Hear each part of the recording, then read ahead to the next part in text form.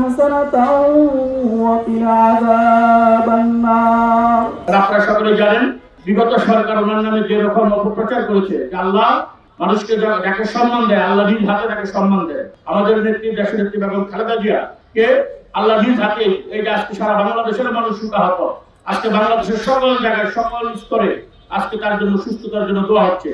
আমি দুপুরে একটা রাজলক্ষ্মীতে গিয়েছিলাম, আমি রাজলক্ষ্মীতে একটা রাউন্ড শুনছি, সকল ব্যবসায়ীদেরকে বলতেছে যে মার্কেটের পক্ষ থেকে তার জন্য দোয়া করা হবে, সকল দোকানদারকে থাকার জন্য। সারা বাংলাদেশের সকল জায়গায় শিক্ষা প্রতিষ্ঠান বলেন, ব্যবসা প্রতিষ্ঠান বলেন, সকল জায়গায় সর্বস্তরে এবং মসজিদ মাদ্রাসা থেকে শুরু করে সকলে নিজ উদ্যোগে নিজেদের ভালোবাসা থেকে নেত্রীর প্রতি ভালোবাসা থেকে আজকে সকলে তার জন্য দোয়ার ব্যবস্থা করেছেন। আমরা আজকে এখানে আমাদের আত্মমূল্যতে এখানে দোয়ার ব্যবস্থা করা হয়েছে।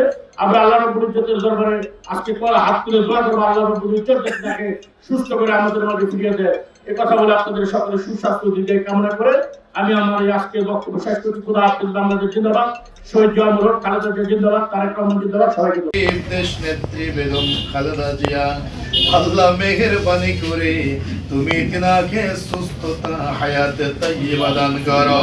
মেহেরবানি করে এই দেশের মানুষের ভালোবাসা মোহাব্বত السلام اللهم إنا نسألك والغنى لا إله إلا الله الحليم الكريم حاجة لي لك رضا إلا قضيتها يا أرحم الراحمين